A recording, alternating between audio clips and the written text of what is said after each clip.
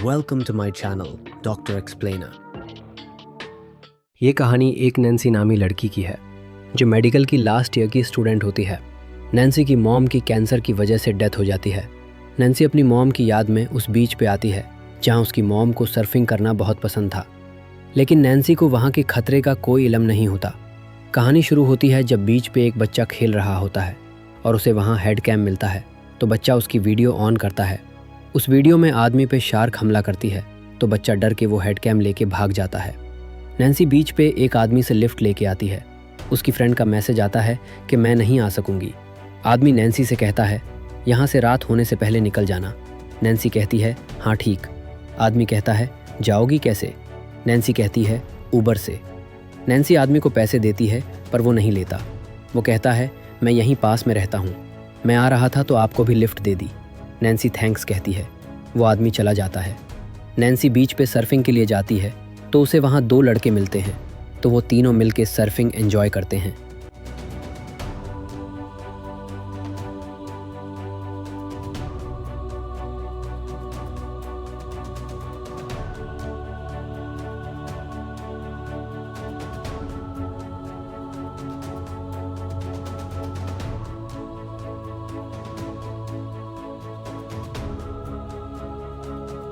Nancy अपनी sister से बात करती है, उसे बीच दिखाती है। वो कहती है ये तो वही बीच है जहाँ मॉम आती थी। नैन्सी कहती है हाँ ये वही बीच है।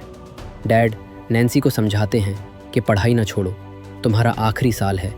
नैन्सी अपनी मॉम की डेथ की वजह से काफ़ी डिस्टर्ब होती है। कहती है मैं फिर बात करूँगी और कॉल कट कर देती है। वो फिर से समंदर में सर्फिंग करने जाती है। वो लड़के कहते हैं हम जा रहे हैं, तुम भी चलोगी? नैन्सी कहती है नहीं, मैं कुछ देर यहीं रुकूंगी। वो लड़के चले जाते हैं।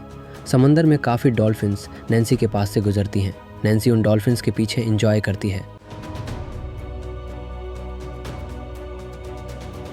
तो समंदर में उसे एक मरी हुई व्हेल नज़र आती है, तो वो घबरा के वहाँ से वापस आने लगती है।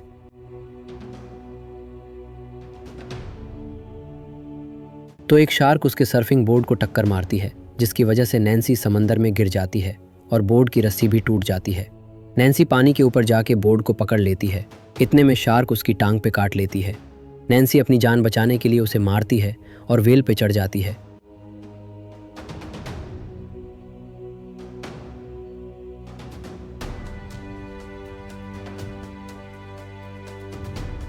और अपनी लेग के जख्म को सर्फिंग बोर्ड पैड से बांध लेती है। नैन्सी दूर से उन लड़कों को जाते हुए देखती है, उनसे हेल्प मांगती है, पर उसकी आवाज़ उन लड़कों तक नहीं पहुंचती और वो लड़के भी वहां से चले जाते हैं।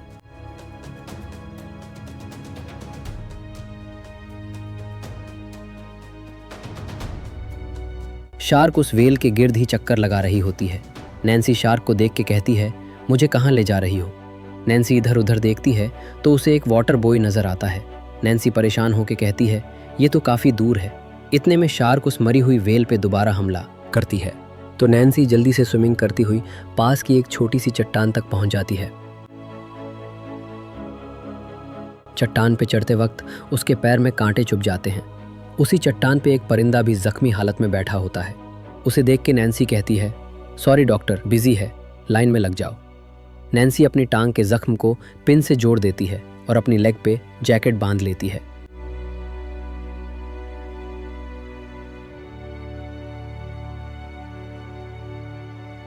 रात को नैन्सी को सर्दी लगती है, तो वो जैकेट का एक बाजू फाड़ के पहन लेती है। अपना जख्म देखती है, कहती है खून रुक गया है। तो अब वो इस सर्फिंग बोर्ड पैड को लूज करके अपना पैर हिलाती है और जैकेट के बाजू को कंप्रेशन बैंडेज के तौर पे इस्तेमाल करती है। केकड़े नैन्सी के जख्म पे आ जाते हैं। नैन्सी केकड़े को मार के खाना चाहती है पर खा नहीं पाती, तो वो बर्ड खा जाता है।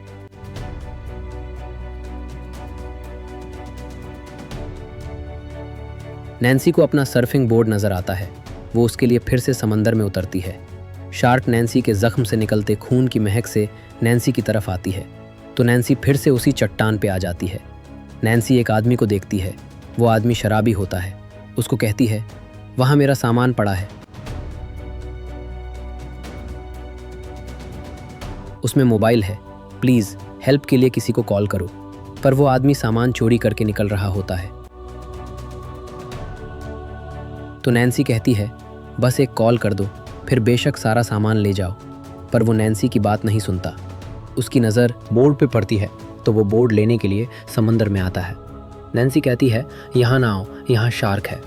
वो बोर्ड लेके वापस जा रहा होता है तो शार्क उस पर अटैक करके उसके जिस्म के 2 हिस्से कर देती है। नैन्सी सारी रात उसी चट्टान पे गुजारती है। सुबह होती है तो बर्ड की आवाज़ से नैन्सी की आंख खुलती है तो वही 2 लड़के नैन्सी की तरफ आ रहे होते हैं। तो नैन्सी कहती है प्लीज़ वहीं रुक जाओ, प्लीज़ पानी से बाहर जाओ, यहाँ शार्क है। वो कहते हैं यहाँ कोई शार्क बात नहीं है। इतने में एक लड़के पे शार्क अटैक कर लेती है और दूसरा नैन्सी की तरफ आता है। अपनी जान बचाने के लिए चट्टान तक पहुँचना चाहता है। नैन्सी कहती है जल्दी आओ, मैं तुम्हें पकड़ लूँगी। पर शार्क पहले ही उस पर भी अटैक कर लेती है। नैन्सी उसे बचाने की कोशिश करती है पर शार्क उसे नीचे की तरफ खींच लेती है। नैन्सी बर्ड का पर खींच के ठीक कर देती है। बर्ड उसे काट लेता है तो नैन्सी कहती है ये थैंक्स कहने का कौन सा तरीका है, अब तो मुड़ सकते हो। शार्क उसी चट्टान के आसपास चक्कर लगा रही होती है। नैन्सी टाइमिंग का हिसाब लगाती है। शार्क का ये तीसरा चक्कर है। नैन्सी कहती है अब समझ आया, वेल से चट्टान तक 32 सेकंड लगते हैं। शार्क जैसे ही वेल की तरफ जाती है, नैन्सी पानी में स्विमिंग करती हुई दूसरी चट्टान तक पहुंच के हेड कैम पकड़ने की कोशिश करती है। पर इतने में शार्क चक्कर लगा के वापस आ रही होती है। नैन्सी हेड कैम पकड़ लेती है पर शार्क नैन्सी पे अटैक करती है। नैन्सी पानी में नीचे गिर जाती है और शार्क पानी में कांटेदार झाड़ियों में फंस जाती है। तो नैन्सी जल्दी से चट्टान पे वापस आ जाती है और कैमरा से वीडियो देखती है, जिससे उसे पता चलता है कि शार्क पे किसी ने अटैक किया था और वो जख्मी है।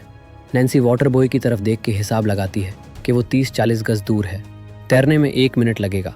नैन्सी कहती है मैं ये पार कर सकती हूँ। फिर सोचती है कि शार्क से तेज़ कैसे तैर सकती हूँ। नैन्सी टूटे हुए हेलमेट के अंदर का मटेरियल निकाल के अपने पास सेव कर लेती है। नैन्सी वीडियो बनाती है। समंदर के पानी में शार्क है और शार्क ने कल से 3 लोगों पे अटैक कर दिया है और अब मैं उसके निशाने पे हूँ। शार्क ने मुझे भी जख्मी कर दिया है। यहाँ 30-40 गज दूर एक बॉय है, मैं वहाँ जाने की कोशिश करूँगी, यही मेरा प्लान है। और अपना एड्रेस बताती है कि अगर किसी को ये वीडियो मिले तो प्लीज़ मेरे डैड और सिस्टर को भेज देना।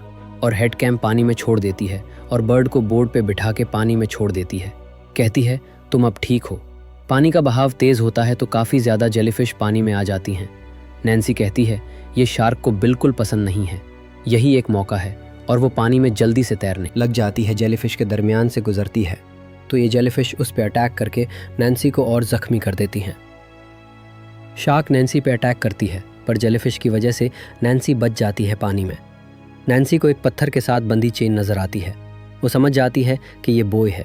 वो तेज़ी से उसकी तरफ तैरती है। वो बॉय की सीढ़ी चढ़ती है और शार्क आके बॉय पे अटैक करती है तो सीढ़ी टूट के नैन्सी के हाथ में आ जाता है और नैन्सी शार्क पे गिर जाती है और उसी सीढ़ी से शार्क पे अटैक करती है और जल्दी से बॉय पे चढ़ जाती है। शार्क फिर से बॉय पे अटैक करती है पर नैन्सी बॉय के बॉक्स तक पहुंच जाती है और उसे खोलने की कोशिश करती है।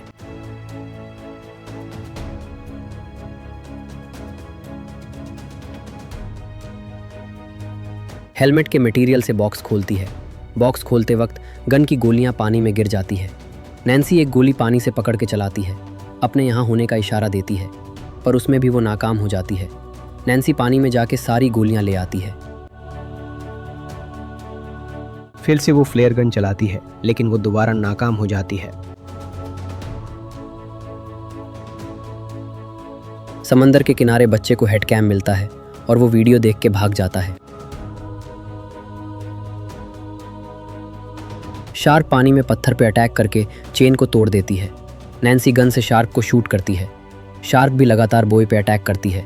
नैन्सी बॉय के ऊपर जाके शार्क को देखती है और पानी में पेट्रोल को देख के कहती है बस बहुत हो गया, और गन चलाती है तो पानी में आग लग जाती है पर शार्क उस आग से निकल के बॉय को तोड़ने लग जाती है। बॉय की दूसरी चेन भी टूट जाती है और नैन्सी बॉय के साथ ही पानी में गिर जाती है। नैन्सी बॉय के दरमियान में आके छुप जाती है।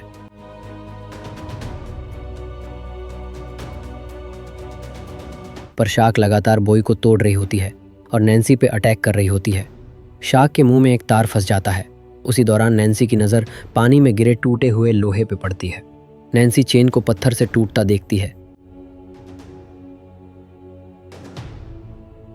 तो अपने जख्म से सर्फिंग बोर्ड पैड खोल के चेन से बांध लेती है। इतनी देर में शार्क तार से अपना मुंह छुड़ा के नैन्सी की तरफ आती है।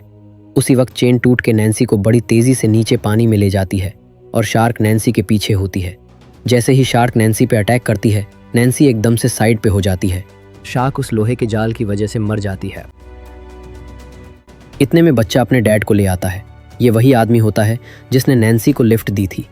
बच्चा अपने डैड से कहता है वहाँ पानी में कोई है, तो वो आदमी उस तरफ जाता है और नैन्सी को बेहोशी की हालत में पानी से निकालता है। नैन्सी जिंदा होती है और उस बर्ड को भी अपने पास जिंदा पाती है। अपनी मॉम को याद करती है। 1 साल बाद फिर से वो उसी बीच पे अपनी सिस्टर और डैड के साथ आती है। डैड कहता है तुम्हारी मॉम को तुम पे नाज होगा, और दोनों सिस्टर्स उसी समंदर में सर्फिंग करने जाती है। तो ये थी आज की वीडियो। अगर आपको वीडियो पसंद आए तो इसे लाइक करें और अपने दोस्तों के साथ शेयर करें, और प्लीज़ हमारे चैनल को सब्सक्राइब करें ताकि आने वाली हर वीडियो आप तक पहुंच सके। Thank you.